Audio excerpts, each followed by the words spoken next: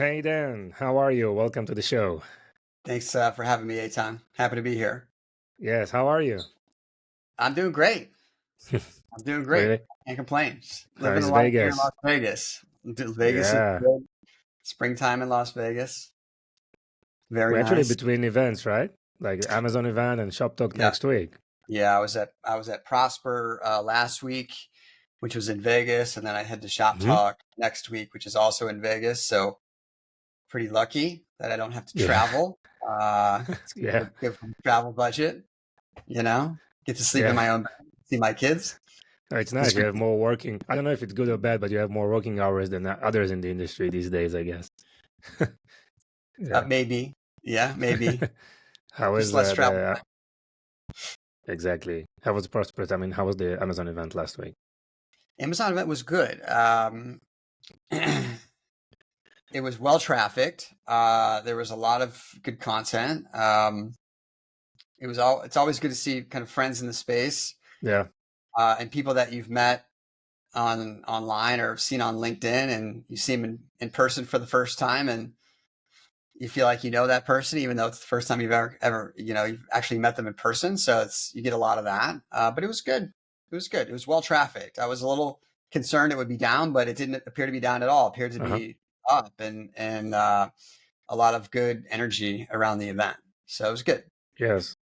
I mean, it's good to go back to physical event, right? Meet people, like real people. It It's is. nice.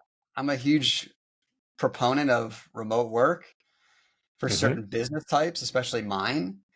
Yeah. Um, but it doesn't replace meeting people face to face, right? They're both good for different reasons, and it's always good to break bread or see people live. Certainly a different experience. So Dan, we have a very, very interesting topic today. I mean, you've built a whole business around Amazon, right? So let's Yeah, start with you, with your journey, and about the company that you've built, which is really amazing. And you can start from whenever you want that you feel is relevant, right? yeah. So yeah, it was. I currently run an agency called Channel Key. We're a full Oh, service channel management agency. We work with brands and manufacturers and support them on the Amazon marketplace. So we're running Amazon businesses, right? Full service catalog, graphics, analytics, forecasting, full funnel ad management, DSP, very high level strategic business planning and execution. Um, and my journey started on Amazon, and at least within e-commerce, in 2008. So I was on a train in Munich, Germany. I was at a friend's bachelor party, and my friend had started a business with his then girlfriend, who they decided to sell these things called purse hooks. Right, so women don't want to put their purses hmm. on the ground at a restaurant or wherever, and so they have these hooks. You hook them to a table, and you hang your purse or bag or whatever from this purse hook. They started sourcing these purse hooks on Alibaba and sell them on eBay. So on this train, Okay. we had a discussion. I said, why don't we do this for a different type of product? Like, why don't we do this for money clips or cufflinks?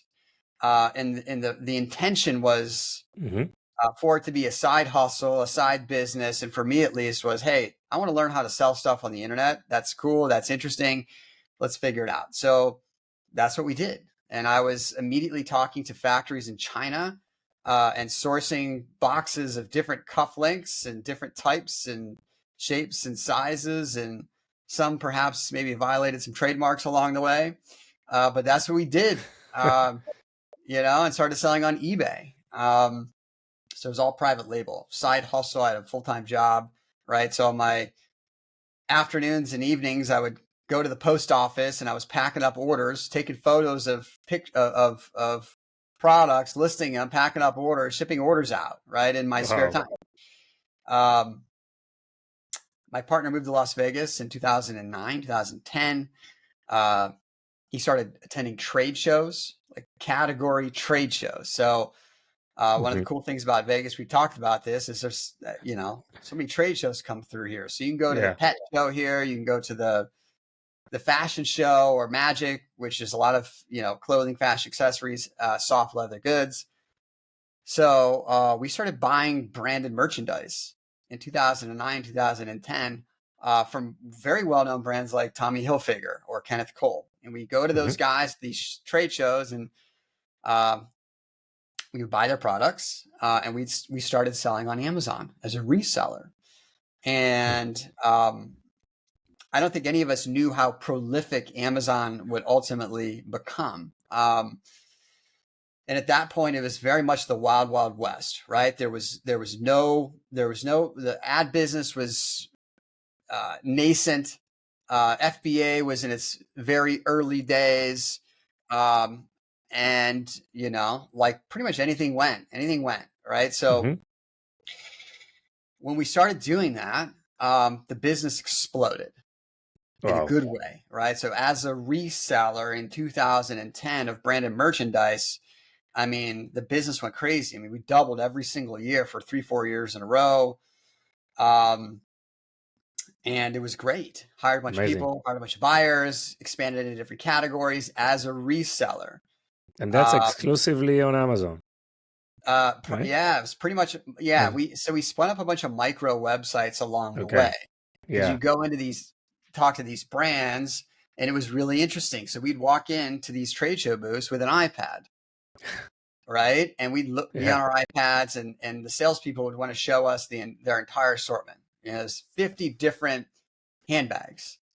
And our buyers they had never met before would say, I only want that handbag and that handbag. Right. And I'm going to cut you a $10,000 PO right now. Wow.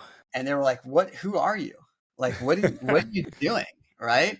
And so part of what we did was we would spin up these micro websites that were category specific, right? And say, hey, Tommy, we're Wallet Nation. We are a e-com retailer, and we would sell these products on our website, and we would also sell them on Amazon, right? So that was kind of what we did for a long time, and the business did really well. Ultimately, we had to pivot, Eitan, right? Because what happened was there was low barriers to entry on Amazon. Other people came in and started doing what we were doing. And we were ultimately trading commodities, right? And you'd buy into a SKU, and it would work for 30 days or whatever, and then the bottom would fall out because everybody's just competing on price. Yes. And so we pivoted and went to these brands and said, hey, listen, Tommy, let us be your exclusive seller of this product or all your products. And in exchange for that exclusivity, we're going to hold price, and we're going to manage your catalog. We're going to optimize your catalog. And we're going to manage your ad spend, build your storefront, all of these things. And so that was the first time ever we had really focused on doing extra services or extra work for brands. Nice. Okay. Yeah. But we were still buying the product, right? So they gave us exclusivity, but we were purchasing the inventory. And that worked for a while. And simultaneously, we were working on private label as well. Okay. So we were trying to create a moat around our business. And being a reseller, in our opinion, was not the way to do that. Doing retail arbitrage was not the way to do that. The way to do that was to either do exclusive distribution or do private label. Okay. And ultimately what we landed on was we liked the exclusive distribution model, but it broke in a lot of cases because the exclusivity was incumbent upon the brand being able to control their market and their distribution. Yeah. And in a lot of cases, they struggled with that, and brands still struggle with gray market. So for us, we'd buy the product, we'd hold price, but we couldn't win the buy box because there were other people selling the item for cheaper. Yeah. So we said, you know what? If we're going to buy inventory and sell inventory, it has to be via private label. We have to own the brand. We have to control the distribution. We have to get the low costing directly from the manufacturer. Yeah. And so that's what we did. And then all the brand relationships, we said, you know what? There's a viable opportunity here to create a service-based model to help brands create best-in-class Amazon businesses. And that was the genesis of Channel Key. right? So we baited Channel Key at the product business for a year. We're successful. And then I officially spun Channel Key out in January of 2017 as a separate entity, my same partners. And fast forward to today, we've got about 85 people on our team. We're fully remote and do very high level, very high, sophisticated work for some very well-known brands across the world. Wow, amazing journey. I guess doing business on Amazon is not a passive income business, right? Many people think it's a Now, passive. It's a hard lot of work, right? You need to be very, very smart and agile always. it is 100% not a passive income business. Yeah, of course, Um, of course.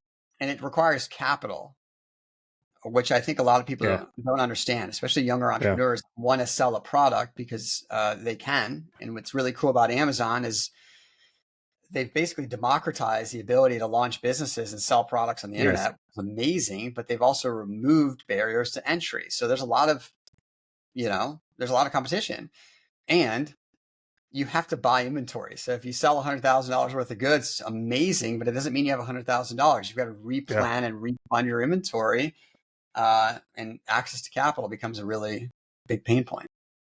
So not Hey, passive, in my opinion. of course not. Of course, in my opinion as well, it's really, really difficult. So I'm very, very interested in Channel Key and the way you structured the business. I know you're fully remote, 85 people, right? You have Yeah. probably a type of culture that you've built and, pay a lot of attention to. I mean, tell me, how is it working? Yeah. Good question. So we had an office in Las Vegas, and all of our staff was here. We were toying with the idea of a remote program, and Hmm. we were testing it. Um, and then COVID hit, and it forced us to go remote, which we did. And it's really interesting. We simultaneously spun up an office in the Philippines right when that was all happening. Um, Okay. and I remember vividly that I was going to go to the Philippines to meet our new team. And I had young kids at the time, and my wife said, "Absolutely not! You're not going to the Philippines because there was a big volcano eruption that happened that January of COVID." And then, so I said, "You're right. I'm not going to go to the Philippines because of this volcano eruption." And then 30 days later, COVID hit and everything shut down. Right? Yeah. So it's crazy how that happened. So Wow. we've been running remote ever since. And I personally believe it's a competitive advantage for us, certainly for our business type. And I also believe that our culture has improved. It's actually gotten better since we went into a remote work environment. We've got Inc. Best Places to Work a couple of years back, which was voted on by our staff. So we're doing, I think, remote pretty well. And I think the core element for us is culture, and building a culture around specific values that you believe in. And we've done that. And I think if I had to say what the heart is of our culture, it's around transparency, honest and effective communication, vulnerability. Like that's Hmm. what speaks to me, and I think that's what speaks to our team, and those are the types of people that we hire.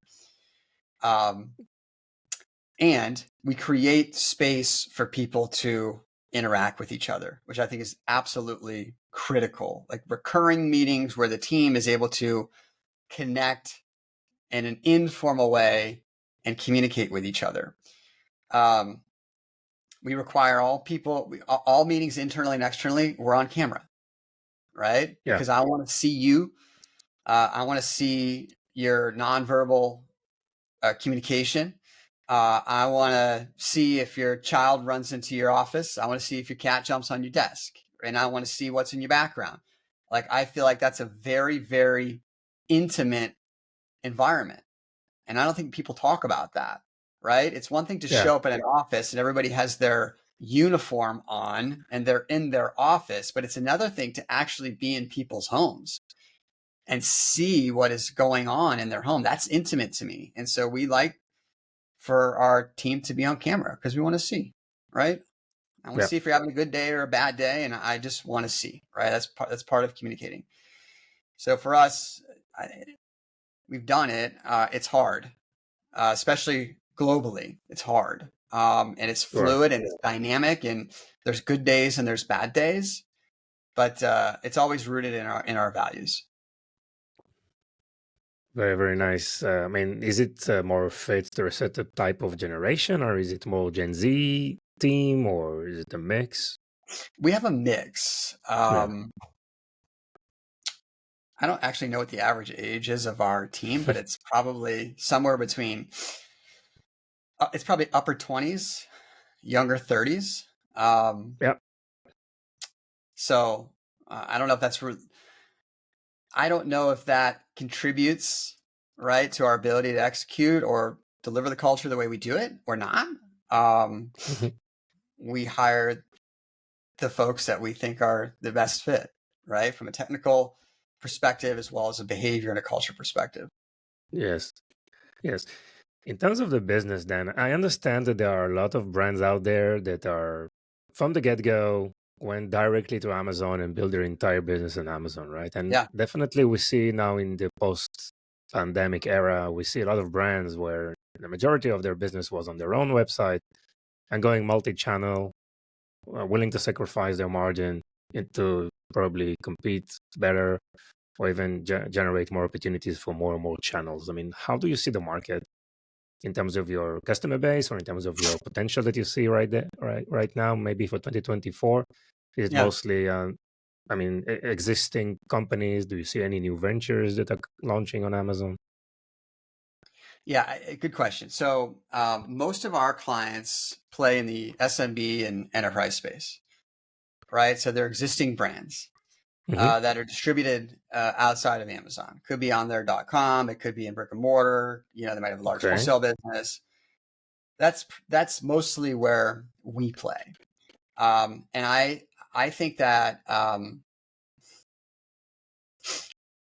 Amazon is uh, still very much an amazing and a viable channel, right? There's so much commerce happening.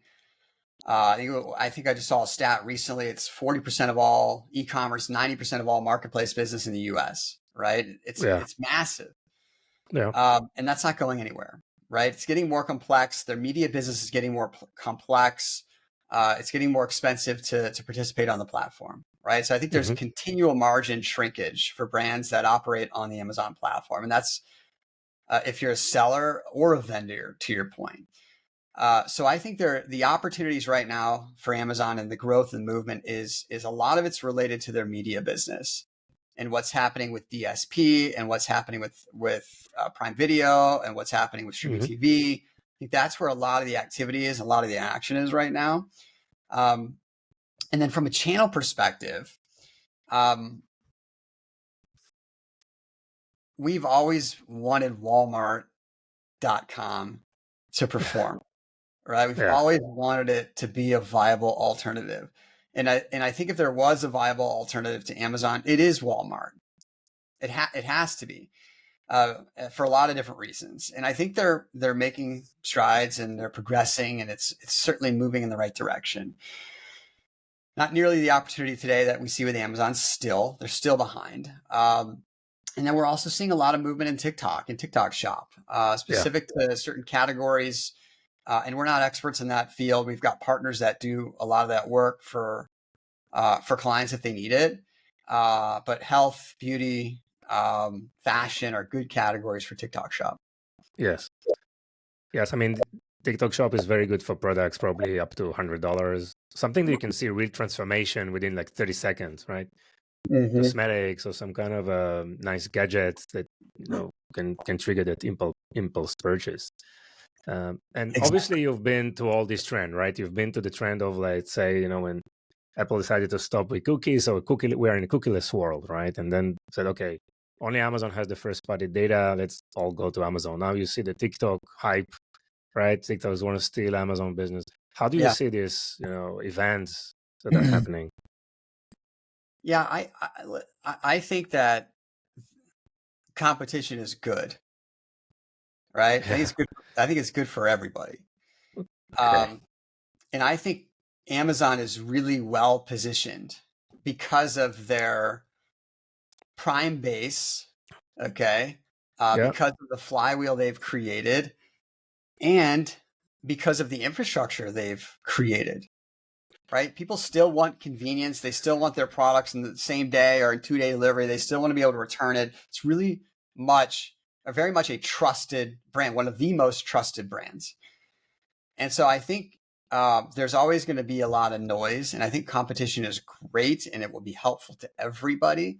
But the brands that truly have created a moat around their business and have an infrastructure in place that can deliver on the customer promise continually over and over again are going to win, right? That's why I Hmm. think Walmart's viable. Yeah. They've got a tremendous real estate footprint that they can leverage and a trusted brand. And I think TikTok will do well. It's just targeting a different type of consumer and shopping journey that's different. Now, what's going to happen? Ultimately, I don't know, right? I don't know. Yeah. But it's viable. People clearly want to consume content and want to shop that way, which is great. Same thing with Temu and Shein, right? It's a different model. It's a totally different model. Now, how sustainable is it? How long term is it? Are those Amazon killers? No, I absolutely think they're not Amazon killers Yeah. because the value prop for Prime is just too good, and the infrastructure that they've got in place right now is just too good. It's too good. And they spent Yes. years losing money to develop that for this moment, and it's working. Interesting. Maybe they are Amazon boosters, right? Because that triggers more innovation and more alternatives. You mentioned Prime, and obviously we know that Walmart are going after Vizio now and actually approved acquiring Vizio. So let's talk about the retail media. Is it like a really, definitely in a cookieless world, something that brands are obviously trying to use and exploit and working with Amazon, correct? Absolutely. Yeah. Um, the in my opinion, part of what Amazon is really becoming is a data company, Yeah. right? And they've got some of the best first party customer data on the planet, certainly in the US. Yes. It's not stitched together, right? In most cases, I mean, they have for the consumer the consumer cohort, certainly in the United States, they have data on everybody, whether it's through what you buy or what you purchase or what you watch on television. They know who Hmm. you are. They know where you live. They know how many kids you have. They know their ages. They know if you're having significant life events, right? They know everything. And so what's really interesting about their ads business to me, specifically their DSP programmatic business, Hmm. is they're allowing brands that either sell a product on Amazon or don't. They might sell a service. They're allowing brands to monetize that data, which is really cool and interesting, right? Plus, they have so many owned and operated sites and or platforms that can be leveraged to where it's really powerful, right? And they're still working through the attribution and uh, leveraging things like Amazon Marketing Cloud, right, to really Yep. create that connectivity. But man, they've got the honey hole of data, and the opportunities to leverage that are endless. Um, and Walmart's acquisition of Vizio is interesting, right? Yeah. And there's a reason why televisions are so cheap right now. Like, you can go pick up a big television for not a lot of money. Hmm. And guess what? They're all smart. And guess what? They're all consuming and ingesting all of your data while you're in front of that screen. So it's all about the data. It's a total data Yes. play. And then you think about AI and what's happening with AI. Well, guess what? Now that there's all this data and we've got AI to layer on top of it, it can be really powerful and interesting what can be created from that. So retail media is obviously exploding. It's a super hot topic, very sexy topic. Everybody's building out their own kind of retail media network right now, and I think that Yeah. will absolutely continue, Yes. right? Because of the data and the aggregation of data. Correct. And again, in the retail media discussion, it's the same. It's again the same Amazon, right? This is the major discussion around retail media. Yes, Yep. Walmart are jumping also to the opportunity, but there is like a long tail of retailers, right? I mean, it's not easy to move from brick and mortar managing offline store to become an advertising media network, right? So, I mean, that Right. transition is not that straightforward. No. And that discussions around data, I think, is very, very important. So Amazon definitely controls all the data. They are providing this data for advertisers to use first-party data to target better on the advertising and AMC side of things. But on the other side, what brands are getting in terms of the business? Because the data is still at Amazon. Amazon is sharing some of this data with brands, and what is the other way around in terms of the data usage? So historically, Amazon has held everything very close to the chest, Yeah. right? Their data, their like in the retail business, they didn't want you to leave their platform, right? They did not want you to Yes. leave. Okay, but but it's changing, right? It's become less Okay. transactional and more about brand building. Um, and they've rolled things out like Buy with Prime, right? So they're allowing brands to put a widget on their Shopify site or website to leverage, Yes. Amazon's fulfillment network. Hmm. Um, and so with the data, they're also doing some of that. Now they're not telling you who these consumers are. Yeah. You don't get their name, you don't get their email address, but they're allowing you to create audiences based on signals, right? That might represent a cohort that you're looking to target or go after based on your product type or what your strategy is with your Yeah. media spend. So Interesting. It yeah, kind of a go ahead. persona definition, right, of certain That's right. types or so. Yeah. That's right. So not Okay. selling the data. You can't go to Amazon and say, I want to buy a list from you. No. You can't do that. They won't do that. And it's Yeah. smart of them not to do it. They're controlling the data and they are allowing brands to monetize that um, in a controlled environment. Interesting. It's kind of a delicate balance, right? They want to keep the data, otherwise people will move out of Amazon because if they have all the details of the consumers, right? Yes, On the other hand, they want to keep the brands right on the platform and providing them a that's lot right. of services and values. Um, there are so many things that you can do, like on an AMC side, it just does the advertising. They're providing a lot of services for a brand, not just the marketing or advertising aspect. So I That's think right. this is will continue to evolve more and more, Yeah. just to be kind of a holistic partner for brand, right? Yeah. Yeah. Again, moving in the past, Amazon, certainly in the early days we talked about, it was very transactional. You come for the transaction. But Yeah. I think Amazon is increasingly becoming a brand discovery and brand building marketplace. And they're leaning into Hmm. brands, right? They're allowing brands to tell their story through video or through their storefront or through whatever. Yes. So yeah, I think it's a smart play.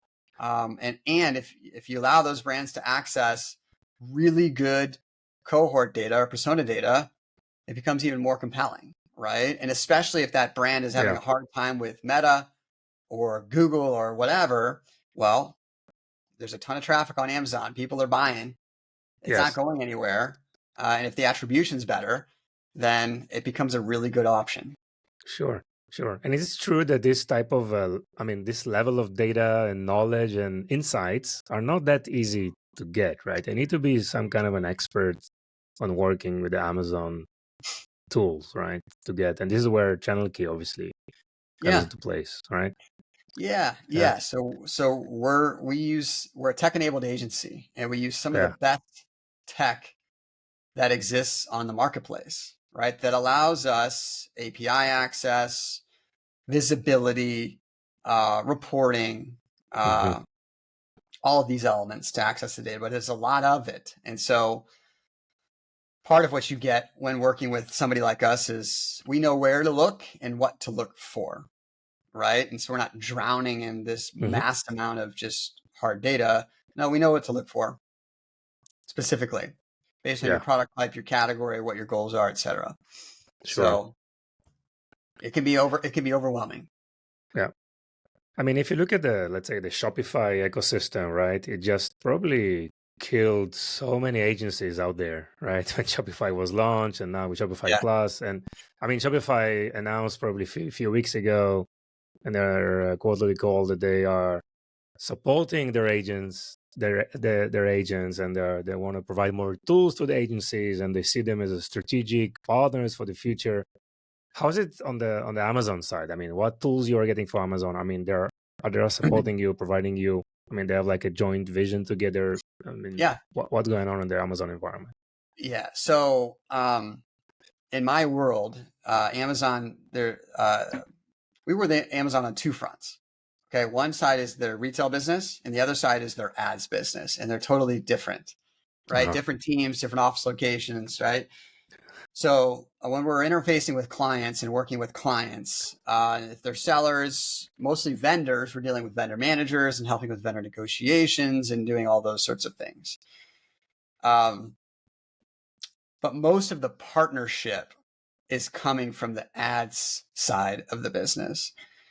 And Yeah. we've seen that change over the years, where Amazon, especially on the ads business, is very much leaning into their partners, right? And we're one of them, right? They've got a Hmm. partner portal and program and ranking system and all of these things, and we're part of that. We're part of that program. And I know Okay. they've put leadership in place over the last couple of years to really develop that program and look at people like us as an agency and or their tech partners as actual partners.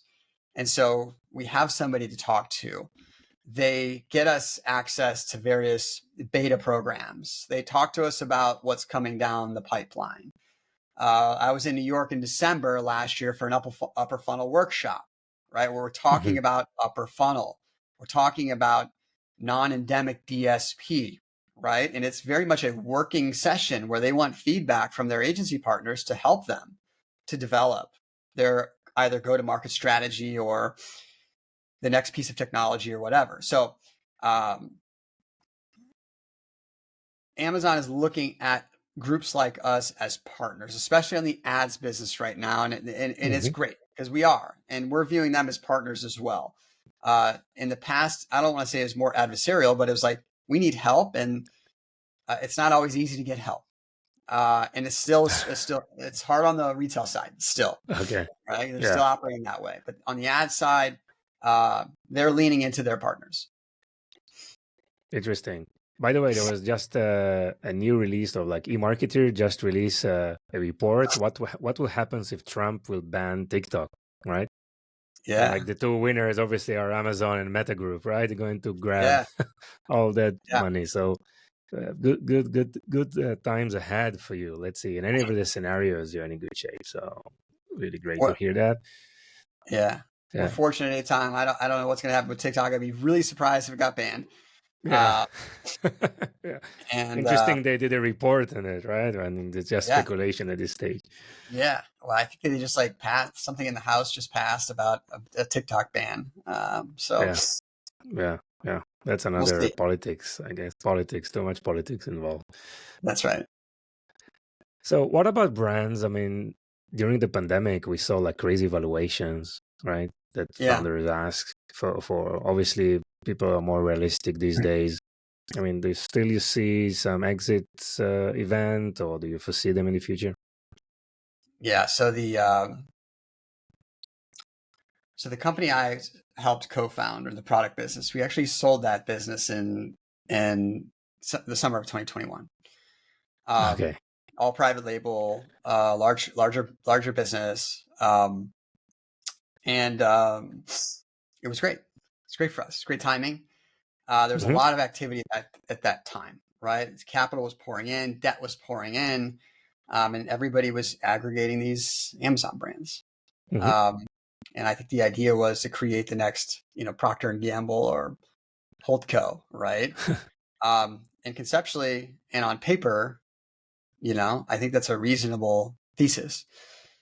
But as we're seeing, right, Thrasio just announced their bankruptcy, and there's others that are Yeah. struggling. It's hard to aggregate disparate companies together, product businesses together that are in Hmm. all different categories, that have all different supply chains and all different nuances.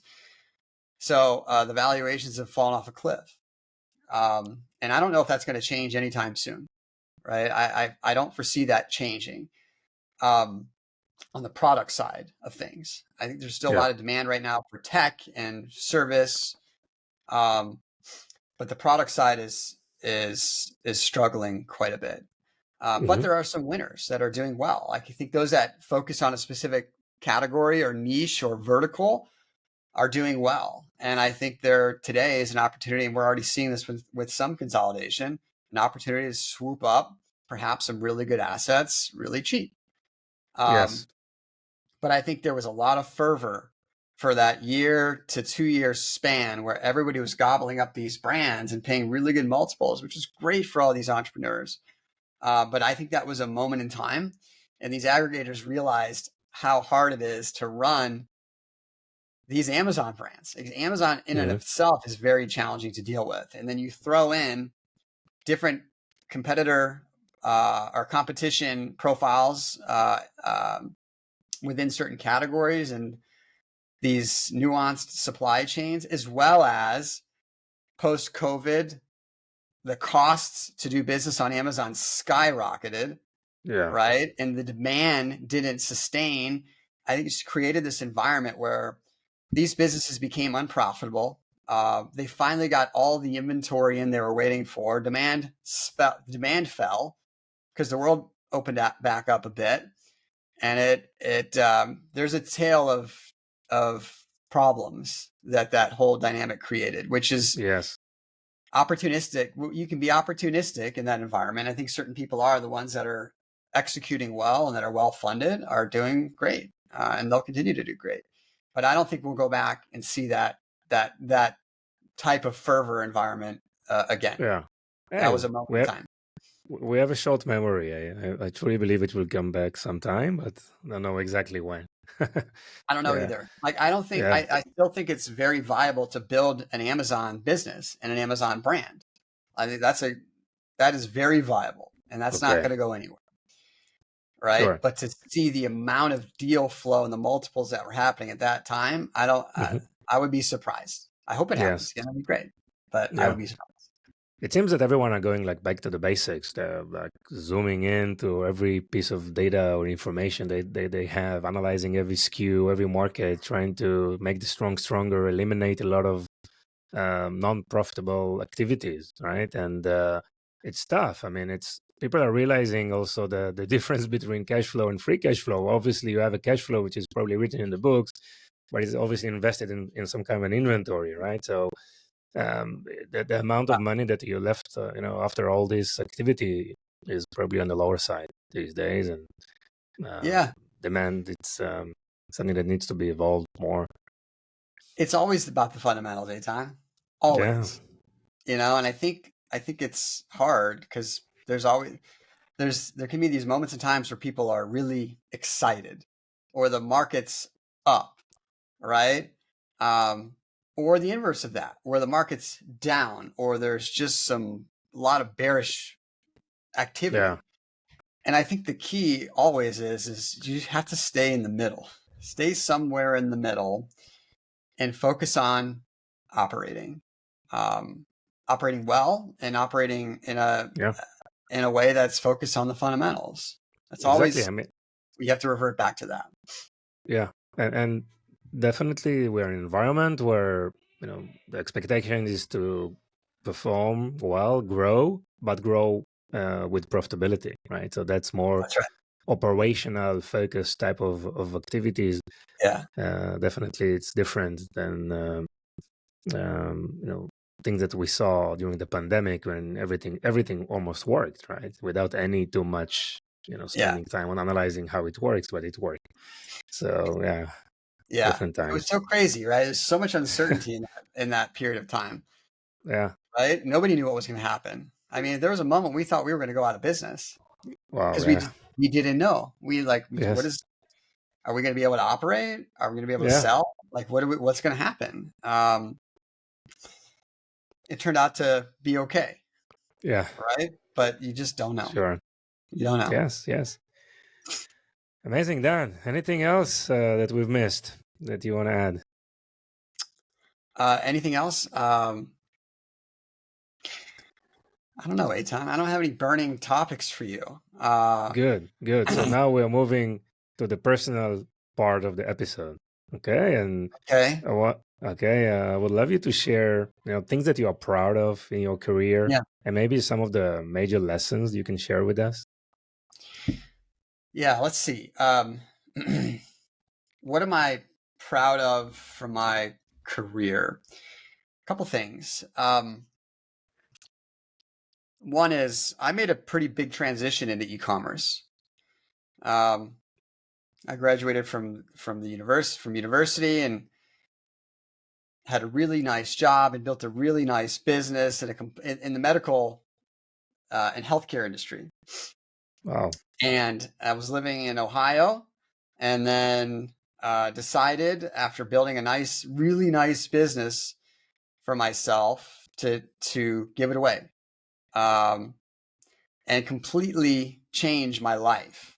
Wow. Moving to Las Vegas with my then girlfriend, who's now my wife. We've got 2 beautiful 6-year-old twins, Mm-hmm. and really starting over, right? And learning Amazon from the ground up. And so I'm proud I was able to pivot and do that, and take that risk, because it was a Yeah. big risk. I was giving up a lot and rolling the dice, and it worked out. Wow. And I'm proud of what we've built at Channel Key. I mean, there was 2 of us when we started. There's two people. Mm-hmm. And Mm-hmm. then we've grown to where we're at today, completely self-funded.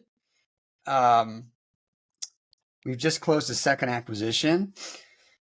We've got some amazing clients. My staff is the best in the business. And so I'm proud of what we've built. I'm proud of my team. I'm proud of the culture that we've built. And I just feel so much gratitude that I get to grow a business alongside such really talented people. And it's not always easy. Like, there's some hard days. There's some really good days too. Mm-hmm. But we work through it together, right? There's a sense of community around that. And I'm proud of the community that we've built. Dan, this is a time for you to share a fun fact about yourself. Okay, fun fact about me. Let's see. I'm a certified scuba diver. Although Wow. I don't get to dive much right Mm-hmm. now with my kids. And I've been diving with great white sharks before. What? Really? Great white sharks, yeah. And I was This is by cage diving. cage diving. Okay, so it's Yeah, on purpose. Okay. Wow. yeah. How was it? It was amazing. It was You amazing. were afraid, excited, enjoy. I mean, Yeah, relaxed. What? yes. Like all of the above. All of the above. Yeah, all of the above. We were. It was in Mexico, and I lived on a boat for 4 days, and we were 30 feet down in a cage, surrounded Wow. by these massive predators, and it was unreal and Amazing. a really cool experience. So Great. Dan, thank you. Thank you for sharing. And again, thank you for an amazing episode. Really, really interesting. I'm really impressed and super excited about what you've built, and wish you all the best. Great 2024, and keep going. It looks amazing. Eitan, I appreciate you having me. That was fun. And would come back in a heartbeat. So thank you. Yes. Maybe probably next episode is about bootstrapping, right? We have There plenty you of go. things to talk about. Yeah, we can talk about Okay. it. Yeah. See you soon. Thanks, Dan. Bye bye. Thank you. Bye.